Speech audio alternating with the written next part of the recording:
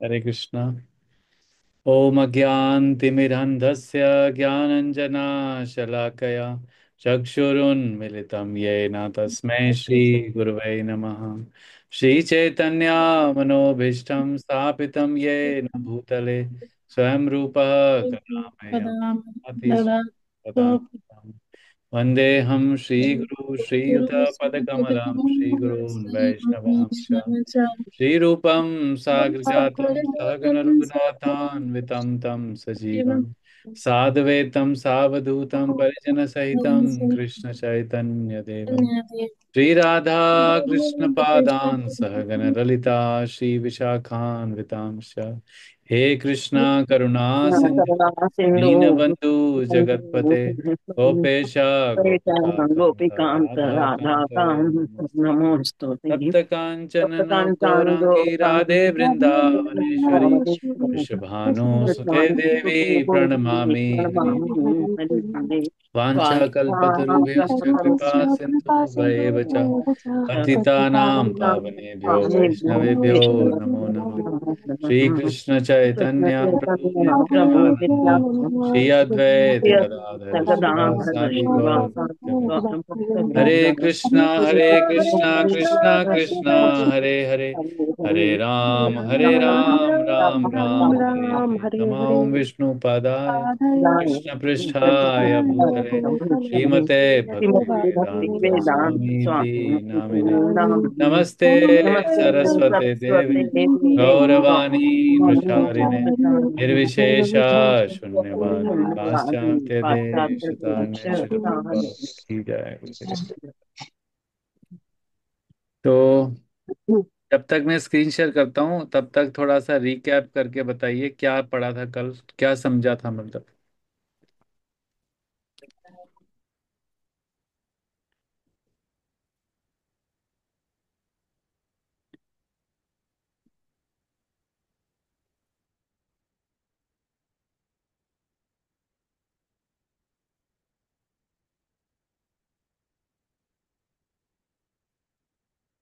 हाँ जी।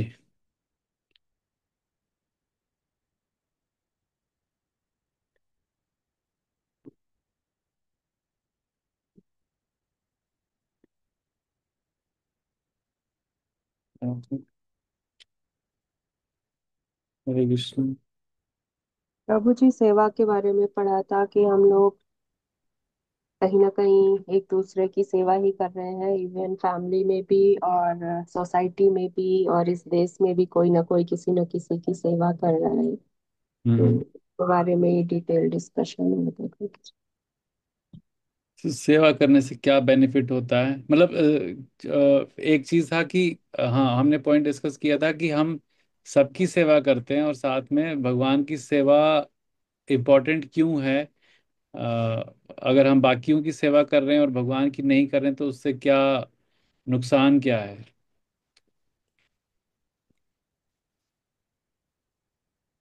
भगवान के साथ वो कनेक्शन में भी नहीं बन पाता प्रभु जी, एक भक्त का जो बनना चाहिए। उनकी सेवा से वो प्रसन्न होते हैं और उनके साथ वो कनेक्शन भी बहुत ही स्ट्रांग होता है। हम्म। एक चीज हमने और डिस्कस की थी इसी को लेकर कि हमें चाहे हम जित किसी की भी सेवा कर लेते हैं तो हमें संतुष्टि नहीं मिलती। हाँ। जो सेटिस्फेक्शन है ना वो हमें तभी मिलती है जब हम भगवान की सेवा करते हैं। तो ये पॉइंट हमने डिस्कस किया था। हम्म। मेरे लैपटॉप पे पता नहीं ये स्क्रीन शेयर नहीं हो रहा है, पता नहीं क्या, ये फाइल ही नहीं खुल रहा है। सॉरी एक मिनट।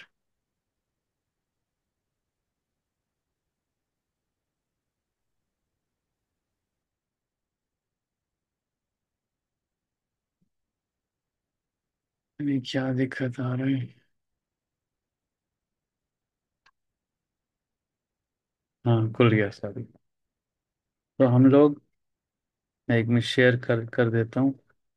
तो बेसिक क्या था कि अगर हम सबकी सेवा करते हैं जैसे हमने कल डिस्कस किया था और भगवान की सेवा नहीं करते हैं तो उससे क्या नुकसान होता है कि हमें हमें जो रियल सेटिस्फेक्शन मिलना चाहिए वो नहीं मिलता है। हमारी सारी नीड्स फुलफिल होती हैं, घर बार, घर गाड़ी बंगला, सब जो हमारी जितनी भी इंद्रियों की तृप्ति है वो सब भी हो जाती है, लेकिन एट द एंड सेटिस्फेक्शन नहीं मिलता। तो सेटिस्फेक्शन तब मिलता है जब हम बाकी अपने सारे धर्म, हमने सनातन धर्म को लेकर डिस्कस किया था, तो अगर उस वो अगर फॉलो किया जाता है तो सारा सब सबको सेट, मतलब यहाँ लिखा है ना कि सेवा करना ही सनातन धर्म है। तो इस पॉइंट को हमने डिस्कस किया। तो आगे पढ़ते हैं, यहाँ से पढ़ना है ना वस्तुतः, ये यहाँ से ही पढ़ना है। तो आज मैं पढ़ लूँ आपकी परमिशन से? ठीक है।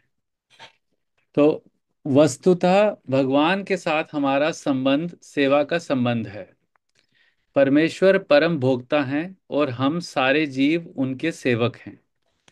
हम सब उनके भोग सुख के लिए उत्पन्न किए गए हैं, और यदि हम भगवान के साथ नित्य भोग में भाग लेते हैं तो हम सुखी बनते हैं। हम किसी अन्य प्रकार से सुखी नहीं हो सकते। स्वतंत्र रूप से सुखी बन पाना संभव नहीं है। जिस प्रकार शरीर का कोई भी भाग उदर से सहयोग किए बिना सुखी नहीं रह सकता, परमेश्वर की दिव्य प्रेम में सेवा किए बिना जीव सुखी नहीं हो सकता। भगवत गीता में विभिन्न देवों की पूजा या सेवा करने का अनुमोदन नहीं किया गया है। उसमें 7.20 में कहा गया है, कामस्त्रिगृतज्ञाना प्रपद्यते अन्य देवता तम तम निम्य मास्थाय प्रकृत्य नित्य स्वय। तो ये 7th चैप्टर का श्लोक है। इसमें बताया गया है, जिनकी बुद्धि भौतिक इच्छाओं द्वारा चुरा ली गई है, वे देवताओं की शरण में जाते हैं और वे अपने अपने स्वभावों के अनुसार पूजा के विशेष विधि विधानों का पालन करते हैं। यहाँ ये स्पष्ट कहा गया है कि जो वासना द्वारा निर्देशित होते हैं, मतलब अपनी इच्छाओं द्वारा निर्देशित होते हैं, वह भगवान कृष्ण की पूजा ना करके देवताओं की पूजा करते हैं। जब हम कृष्ण का नाम लेते हैं तो हम किसी सांप्रदायिक नाम का उल्लेख नहीं करते। कृष्ण का अर्थ है सर्वोच्च आनंद, और इसकी पुष्टि हुई है कि अ, परमेश्वर समस्त आनंद के आगार हैं। हम सभी आनंद की खोज में लगे हैं। आनंदमयोभ्यासात वेदांत सूत्र में बताया गया है, भगवान की ही भांति जीव चेतना से पूर्ण है और सुख की खोज में रहते हैं। भगवान तो हमेशा सुखी हैं, और यदि जीव उनकी संगति करते हैं, उनके साथ सहयोग करते हैं, तो वह भी सुखी बन जाते हैं। भगवान इस मृत्य लोक में सुख के पूर्ण अपनी वृंदावन लीलाएं प्रदर्शित करने के लिए अवतरित होते हैं। अपने गोप मित्रों के साथ, अपनी गोपिका सखियों के साथ, वृंदावन के अन्य निवासियों के साथ तथा गायों के साथ उनकी लीलाएं सुख से ओतप्रोत थी। वृंदावन की सारी जनता कृष्ण के अतिरिक्त अन्य किसी को नहीं जानती थी, परंतु भगवान कृष्ण ने अपने पिता नंद महाराज को भी इंद्रदेव की पूजा करने से निरुत्साहित किया, क्योंकि वह इस तथ्य को प्रतिष्ठित करना चाहते थे कि लोगों को किसी भी देवता की पूजा करने की आवश्यकता नहीं है।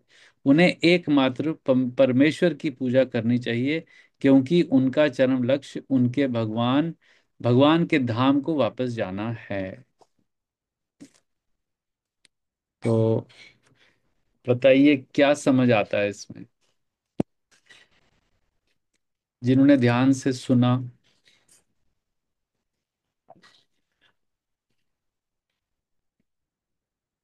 ये जो पहला पैराग्राफ है, ये जो हमने कल पढ़ा था उसका कंक्लूजन है।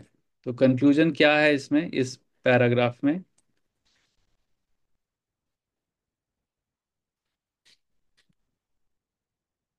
वस्तुता से जो शुरू होता है।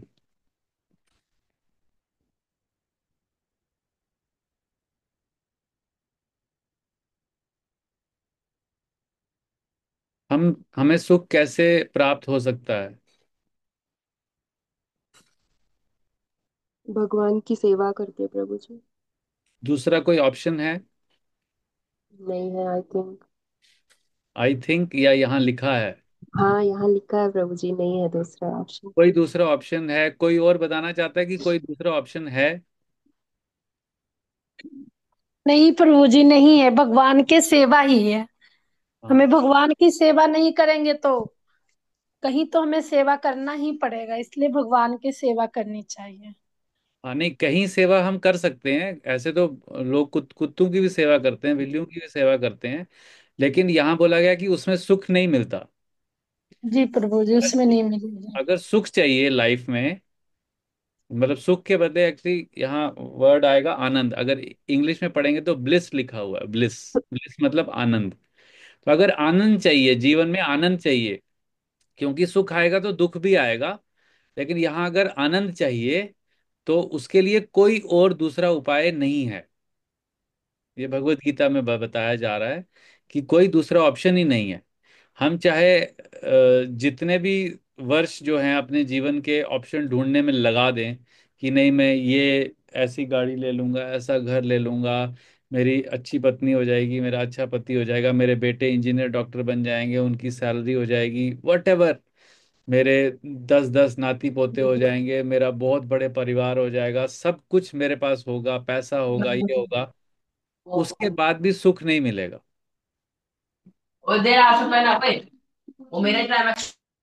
हरे कृष्णा। तो यहाँ पर बता रहे हैं कि हमें किसी अन्य प्रकार से सुखी नहीं हो सकते। स्वतंत्र रूप से सुखी बन पाना संभव नहीं है। तो अगर हम भगवान की संतुष्टि के लिए कार्य नहीं कर रहे हैं, भगवान को प्रसन्न नहीं कर रहे हैं, सेवा नहीं कर रहे हैं, तो हमारे पास कोई ऑप्शन नहीं है कि हम अपने को अपने जीवन में सुख रख सकते हैं। वो सुख आएगा कैसा, क्षणिक वाला आएगा। थोड़ी देर के लिए सुख आएगा, फिर दुख आ जाएगा, फिर दुख आएगा, फिर सुख आ जाएगा। तो वो एक्चुअली होगा दुख। जैसे ही दुख कम होगा तो हमें लगेगा सुख आ गया। जैसे ही दुख थोड़ा कम होगा तो हम उसको समझेंगे कि हाँ सुख आ गया लाइफ में। वरना कृष्णा 8.15 में बोलते हैं ना कि माम उपत्य पुनर्जन्मन दुखालयम अशाश्वतम। बोलते हैं कि मैंने ये जगत बनाया ही है जो दुखों का घर है, तो इसमें सुख मिलने का कोई ऑप्शन नहीं है। तो सिर्फ एक ही ऑप्शन है, अगर हम भगवान की सेवा करते हैं तो ही हमें सुख मिलेगा। अदरवाइज हम हमेशा रोते रहेंगे। बोलते हैं ना, रोते हुए आए हैं रोते हुए जाएंगे। तो जो हंसता हुआ जाएगा वो मुकद्दर का सिकंदर कहलाएगा। तो उसने समझ लिया है कि मुझे यहाँ पे से सुखी होके कैसे जाना। ये गाना बहुत अच्छे से किसी ने लिखा। ठीक है। तो अभी यहाँ पर नीचे प्रभुपाद जी एक पॉइंट को बहुत एम्फोसाइज कर रहे हैं कि भगवत गीता में आपको बोल सकता है ठीक है जी, भगवान की सेवा नहीं हम कर रहे हैं, हम देवी देवताओं की सेवा कर रहे हैं, देवी देवताओं की पूजा करते हैं। तो भगवत गीता में 7वें अध्याय के 20वें श्लोक में कृष्णा अर्जुन को बोलते हैं, कामस्त्रज्ञाना प्रपद्यते अन्य देवता तम तम नित्या मास्थाय प्रकृत्याय नित्य स्वया। जिनकी बौद्धिक बुद्धि भौतिक इच्छाओं द्वारा हर ली गई है, मतलब जिनको भगवान से कोई मतलब नहीं है, उनकी कुछ इच्छाएं हैं, उस इच्छा की पूर्ति करनी है उनको। ये इनके इन प्राकृतिक कुछ तो मतलब उनकी इच्छाएं हैं, बस वही पूरा करना है। भगवान की सेवा करने का उनका कोई पर्पज नहीं है लाइफ में। उनका पर्पज है लाइफ का अपनी सेवा करवाना। तो वो लोग देवी देवताओं की पूजा करते हैं, क्योंकि देवी देवता जो हैं वो जीव आत्माएं हैं जो कि ऊपर के लोकों में रहते हैं, जैसे स्वर्ग लोक है, ब्रह्म लोक है, तपलोक है, ऊपर के लोकों में रहते हैं, चंद्र लोक में। तो उनके पास कुछ ज्यादा शक्तियां हैं, मनुष्य से थोड़ी ज्यादा शक्तियां हैं जो कि भगवान से मिली हैं। तो उन शक्तियों के कारण वो हमारी इच्छाओं को पूर्ण कर सकते हैं। तो जिनकी बुद्धि भौतिक इच्छाओं द्वारा चुरा ली गई है, वे देवताओं की शरण में जाते हैं और वे अपने अपने स्वभावों के अनुसार पूजा के विशेष विधि विधानों का पालन करते हैं। तो यहाँ पर स्वभावों का क्या मतलब हुआ? अपने अपने स्वभावों के अनुसार।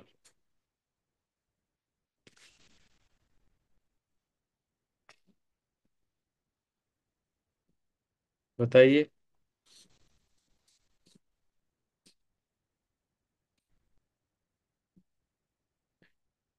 तो अपने अपने गुण के अनुसार, जैसे कोई व्यक्ति तमोगुण में है तो वो किसी एक पर्टिकुलर देवता की पूजा करेगा।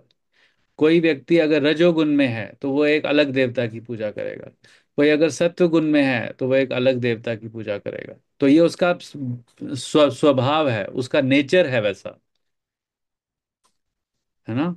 तो उस और विशेष विधि विधानों का पालन करते हैं। तो ऐसा नहीं कि देवी देवताओं की पूजा हमारे शास्त्रों में नहीं लिखी है, लिखी है, लेकिन उन लोगों के लिए लिखी है जो कि अपनी इच्छाओं को पूरा करना चाहते हैं। सिर्फ उनका इस इस जगत से जाने का कोई प्लान नहीं है, यहीं पे रहना है उनको। अभी जन्म लिया है, फिर उनकी मृत्यु होगी, फिर दोबारा आएंगे, फिर वही कष्ट पाएंगे, फिर दोबारा उनकी मृत्यु होगी, फिर दोबारा आएंगे।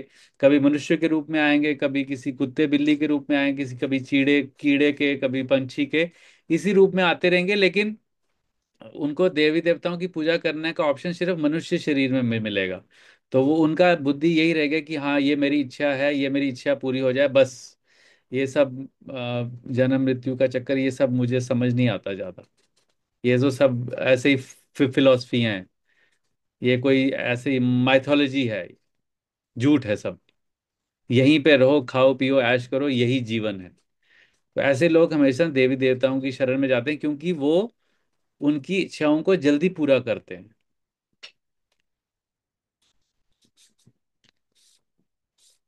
ऐसा आप एग्री करते हैं या सिर्फ गीता में लिखा है इसलिए आप सुन रहे हैं?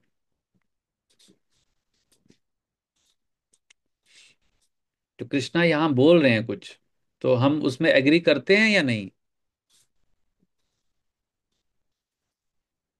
ओके।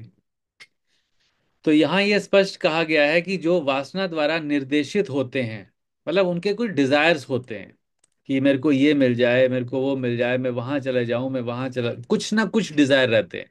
और वो डिजायर कैसे होते हैं? भगवान की सेवा करने के अलावा कोई भी अगर डिजायर होता है उसको वासना बोला गया है। तो वह भगवान कृष्ण की पूजा ना करके, वो कभी भगवान कृष्ण की पूजा नहीं करते जिनके अंदर भौतिक इच्छाएं उमड़ती रहती हैं। जैसे समुन्द्र में लहरें होती हैं ना, वो लहरें एक के बाद एक के बाद एक लहर आती है, ऐसे ही हमारे मन में बहुत सारी इच्छाएं आती हैं। तो जिस व्यक्ति के मन में ऐसी इच्छाएं कंटिन्यूस आती रहती हैं बार बार, वो व्यक्ति कभी भगवान कृष्ण की पूजा नहीं कर सकता। और भगवान कृष्ण की पूजा ना करके देवी देवताओं की पूजा करते हैं। जब हम कृष्ण का नाम लेते हैं तो हम किसी सांप्रदायिक नाम का उल्लेख नहीं करते। कृष्ण का अर्थ है सर्वोच्च आनंद, और इसकी पुष्टि हुई है कि परमेश्वर समस्त आनंद के आगार हैं। हम सब आनंद की खोज में लगे हैं। ये वेदांत सूत्र का एक पहला सूत्र है, 12वां सूत्र है, आनंदमयोभ्यासात्। तो जब हम अपनी भौतिक इच्छा भी अगर हम रखते हैं ना, अपनी जो भी भौतिक इच्छाओं की पूर्ति करने के लिए जब हम देवी देवताओं के पास भी जाते हैं तो हमारा एंड गोल क्या होता है? कि हमें आनंद मिले। लेकिन समहाउ कोई भी भौतिक इच्छा की पूर्ति से आनंद नहीं मिलता। कभी भी कितनी भी बड़ी से बड़ी इच्छा क्यों ना हो, कितनी से कितनी जल्दी वो पूरा क्यों ना हो जाए, उससे आनंद नहीं मिलता। तो इसलिए यहाँ लिखा गया है, भगवान की ही भांति जीव चेतना से पूर्ण है और सुख की खोज में रहते हैं। भगवान तो हमेशा सुखी हैं, और यदि जीव उनकी संगति करते हैं, उनके साथ सहयोग करते हैं, तो वो भी सुखी बन जाते हैं। तो जब हम देवी देवताओं की पूजा करते हैं, क्योंकि वो भी जीव आत्माएं हैं, उनकी भी मृत्यु होती है, उनमें भी बीमारी आती है, उनका भी बुढ़ापा आता है। तो अगर हम ऐसे व्यक्तियों की पूजा करते हैं तो वो खुद भी आनंद में नहीं होते, क्योंकि वो भी जन्म मृत्यु जरा व्याधि के चंगुल में होते हैं। इसलिए हमें उनकी सेवा करने से या पूजा करने से आनंद नहीं मिलता लाइफ में। लेकिन क्योंकि भगवान जो हैं, वो हमें वो आनंद, वो कहते हैं वो हमेशा आनंद में रहते हैं, उनका नाम क्या है? सच्चित आनंद। तो जब हम उनके साथ संग करते हैं, क्योंकि वो खुद आनंद में है, तो वो हमें आनंद प्रदान कर सकते हैं। और दूसरा कोई व्यक्ति हमें आनंद प्रदान नहीं कर सकता। क्वेश्चंस?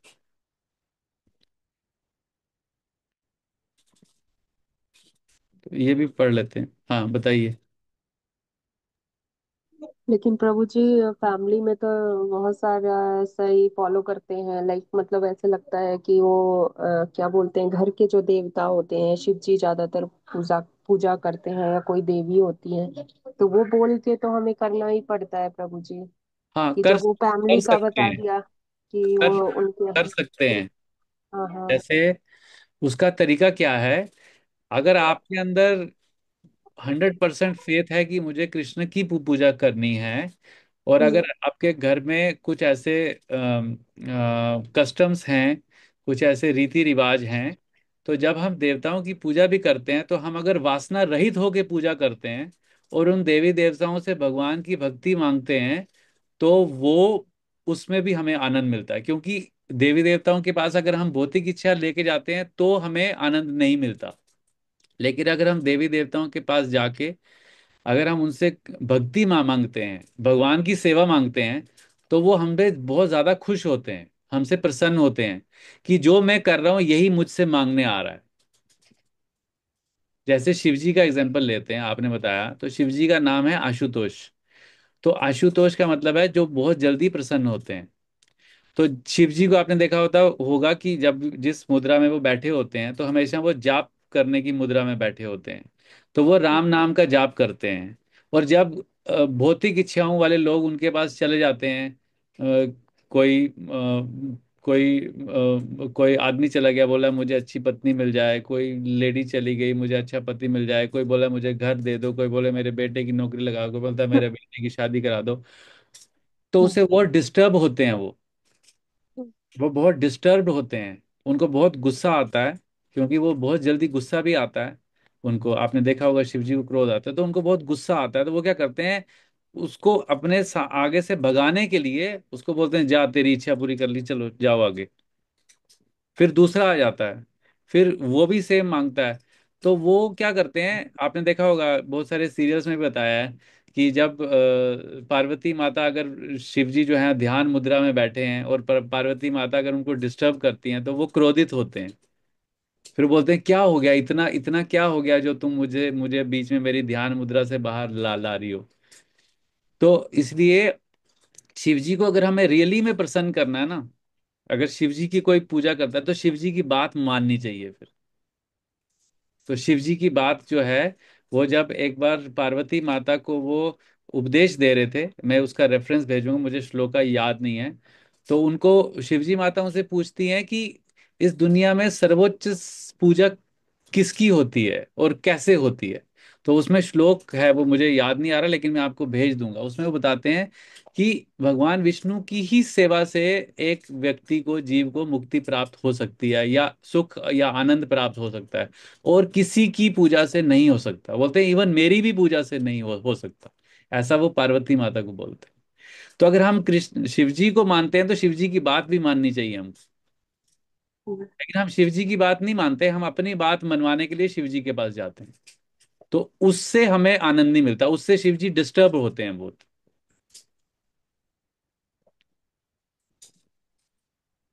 ठीक है। ये प्रभु जी। हम्म। सो भगवान इस मृत्य लोक में सुख के पूर्ण अपनी वृंदावन लीलाएं प्रदर्शित करते हैं। अब ये जो पैराग्राफ में क्या है कि भगवान यहाँ आके ये सब लीलाएं करते क्यों हैं, क्योंकि हम लोग भौतिक चीजों से इतने अट्रैक्टेड हो जाते हैं कि हमें हमें भगवान के अट्रैक्टिव फीचर्स या भगवान के बारे में हमें सुनने के लिए पहले तो टाइम नहीं होता है।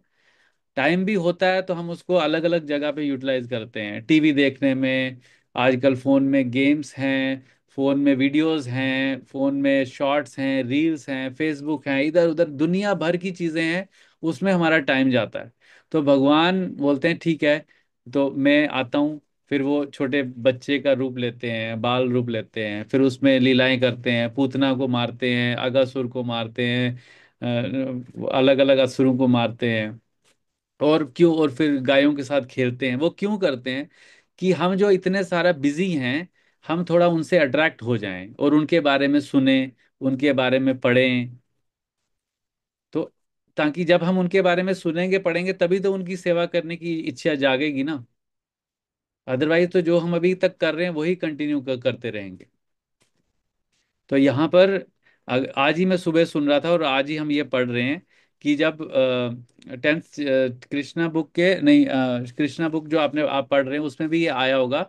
तो 10वें स्कंद के 34वें अध्याय में जब ब्रह्मा जी जब वो इंद्रदेव की पूजा करने का समय आता है, तो जो नंद नंद महाराज जो हैं, जो उनके पिता हैं, तो वो बोलते हैं कि आज आज हम इंद्रदेव का पूजा करते हैं, क्योंकि इंद्रदेव हमें वर्षा देते हैं, और उसी से हमारे यहाँ पर जो हम खेती बाड़ी करते हैं उसमें हमें अनाज मिलता है, और वो जो घास है वो गाय खाती है। तो इसलिए हम इंद्रदेव की पूजा करेंगे। तो वो बोलते हैं कि इंद्रदेव की पूजा करने की जरूरत नहीं है आपको। आप अगर गोवर्धन की पूजा करोगे, क्योंकि गोवर्धन हमें हमारी गायों को घास देता है, उस पे हम खेती करते हैं, तो वहां पे वो समहाउ इंद्रदेव को बहुत ही अहंकार हो चुका होता है कि मेरे बगैर ये लोगों को कुछ नहीं मिलेगा। तो वहां पर वो जब गोवर्धन जी की पूजा करते हैं, तो फिर इंद्रदेव जो है वो बहुत तेज वर्षा वहां पे करते हैं। फिर फाइनली इंद्रदेव को जब पता चलता है कि मैंने किससे पंगा ले लिया, फिर वो आते हैं भगवान, वो छोटे से 5 साल 7 साल के बच्चे से माफी मांगते हैं। तो आज भी वो सुरभि कुंड है जहां पर वो सुरभि गाय लेके आते हैं। वही वृंदावन में जब हम गोवर्धन की परिक्रमा करते हैं तो वहां पे सुरभि कुंड है। तो सुरभि कुंड में तो इंद्रदेव जो है वो ब्रह्मा जी के पास जाते हैं, बोलते हैं मेरे से गलती तो हो चुकी है। गलती क्या हो गया, मतलब अपराध हो चुका है, अब मैं उसको कैसे ठीक करूं। तो बोलते हैं तुम एक काम करो, सुरभि गाय गाय लेके जाओ, क्योंकि गाय को देखकर जो है वो भगवान श्री कृष्ण जो है वो तुम्हें बड़ा दंड नहीं देंगे। तो फिर उसके बाद जब वो इंद्रदेव सुरभि गाय को लेके आते हैं और फिर वहां पर क्षमा मांगते हैं कि मैं आपको पहचान नहीं पाया, मैं भौतिक इच्छाओं से मैं बहुत बंधा हुआ था, मैं आपको समझ नहीं पाया और मैंने आपके साथ टक्कर ली। तो यहाँ पर वो ये स्थापित करना चाह रहे थे कि उन्हें एकमात्र परमेश्वर की पूजा करनी चाहिए। तो सभी जीवों को परमेश्वर की पूजा करनी चाहिए, उसी से उनको आनंद मिल सकता है। अगर भौतिक इच्छाओं की पूर्ति करनी है जल्दी जल्दी, तो फिर इधर उधर भटक सकते हैं।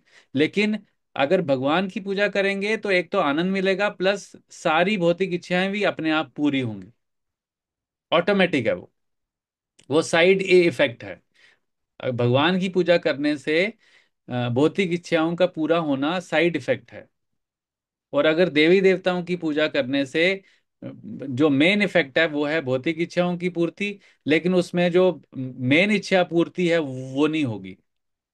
मतलब आनंद नहीं मिलेगा, सुख नहीं मिलेगा, क्षणिक मिलेगा, थोड़ी देर के लिए मिलेगा, फिर खत्म हो जाएगा। तो यहाँ पर इवन भगवत गीता में जब अर्जुन को बता रहे हैं तो वहां पे चॉइस बोला, अर्जुन तुम्हारी अपनी मर्जी है। तो जीव जो है उसको चॉइस देते, इंडिपेंडेंस दी हुई है कि तुम्हें भौतिक इच्छाओं की पूर्ति करनी है या आनंद की प्राप्ति करनी है। अगर जो भी तुम्हारी इच्छा है वैसे तुम पूजा पाठ करो, लेकिन उन्होंने दोनों के इफेक्ट बता दिए। क्लियर है ये? ठीक है।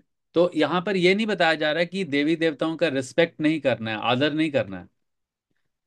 आदर निरादर की बात नहीं हो रही, यहाँ पूजा पाठ की बात हो रही है। मतलब उनसे उनसे उनकी पूजा अर्चना करके कुछ इच्छा से उनकी पूजा करनी, उनका आदर। आदर तो जो एक डिवोटी है वो एक चींटी का भी आदर करता है, उसको भी मारने की कोशिश नहीं करता। तो देवी देवताओं तो जो हैं वो बहुत उच्च कोटि के वैष्णव हैं सब लोग, तो उनका निरादर तो डिवोटी कभी नहीं करता। लेकिन उनके पास कोई इच्छा लेकर जाता भी नहीं है, वो सिर्फ भगवान के पास जाता है, और उनसे भी कुछ इच्छा करता नहीं है, क्योंकि उनको पता है कि ये मेरे पिता हैं, ये मेरी इच्छा जानते हैं। तो ना वो भगवान से कुछ मांगता है, ना वो देवी देवताओं से कुछ मांगने जाता है। वो सिर्फ भगवान की सेवा करता है, और उसके बदले में भगवान उसकी सारी इच्छा पूरी करते हैं, और भगवान उसको उसको आनंद भी देते हैं। तो बेस्ट डील है ये। मतलब इसमें कोई लॉस नहीं है हमारी लाइफ में। हाँ जी। हरे कृष्णा प्रभु जी। हाँ प्रभु जी, मेरी मदर इन लॉ शिव जी और शंकर, ओ सॉरी, शिव जी और नंदी महाराज को एक बार रख के गई मेरे टेम्पल में, और तब से वो हैं और उनकी सेवा भी करते हैं हम लोग। और मेन तो टेम्पल में राधा कृष्ण और लड्डू गोपाल है। लेकिन वो रख के गई, तब से सेवा करते हैं प्रभु जी। तो मतलब भोग वगैरह भी कैसे ऑफरिंग करनी चाहिए फिर, मतलब मेन कैसे भगवान दोनों को को भोग बैलेंस। लगा के, भगवान को भोग लगा के, हमारे इधर इस्कॉन मंदिर में भी, इवन जगन्नाथपुरी मंदिर में भगवान जगन्नाथ जी को जो भोग लगता है, उसके बाद वो पार्वती माता को भोग भोग लगता है। विमला देवी नाम है वहाँ। तो आपके घर में भी अगर शिव जी हैं, तो शिव जी को अगर आप भगवान का लगा हुआ भोग एज प्रसाद के रूप में ऑफर करेंगे, तो वो आप पे बहुत ज्यादा प्रसन्न होते हैं। वो अच्छा बहुत ज्यादा प्रसन्न होते हैं। अच्छा प्रभु जी। ऐसा ऐसा जगन्नाथपुरी में होता है, मैं अपने मन से कुछ नहीं बोल रहा हूँ, आप जगन्नाथपुरी की कथा सुन सुन सकते हैं। हम्म, ठीक है। हम्म, हम्म। हरे कृष्णा। और किसी का कोई कोई कमेंट है? ठीक है, तो हम इसको कंक्लूड करते हैं। तो जिनके अंदर बहुत सारी भौतिक इच्छाएं होती हैं, वो देवी देवताओं की पूजा करते हैं। और जिसको आनंद चाहिए लाइफ में, मतलब आनंद मतलब सुख दुख नहीं, आनंद चाहिए, कि वो जैसी भी कंडीशन में है वो आनंद में रहे, सुखी रहे, तो वो भगवान की सेवा करते हैं। भगवान की पूजा नहीं होती, भगवान की सेवा ही होती है बस। पूजा पाठ जो होता है वो देवी देवताओं का होता है, भगवान की सिर्फ सेवा होती है। और जैसे ही भगवान की सेवा होती है, और उसमें सुख आनंद की प्राप्ति होती है। और भगवान हमें आकर्षित करने के लिए इस धरती पे बार बार मृत्यु लोक में आते हैं, ताकि, क्योंकि हम इधर उधर भटक चुके हैं, तो हमें अपनी तरफ आकर्षित करने के लिए वो अलग अलग लीलाएं करते हैं। तो ये भगवान के आने का पर्पस है। और जो फर्स्ट पैरा हमने आज पढ़ा था, उसमें था कि इसके अलावा कोई और ऑप्शन ही नहीं है। कोई ऑप्शन नहीं है। अगर हम अभी अभी तक भी अगर हमने ऑप्शन ढूंढ लिया होगा, अगर आपको ऑप्शन मिलता है, तो आप बाकी लोगों के साथ भी शेयर कर सकते हैं। तो हम we will be happy to, हम भी जानने के लिए बहुत उत्सुक हैं, कोई इसके अलावा कोई ऑप्शन है क्या। ठीक है। हरे कृष्णा।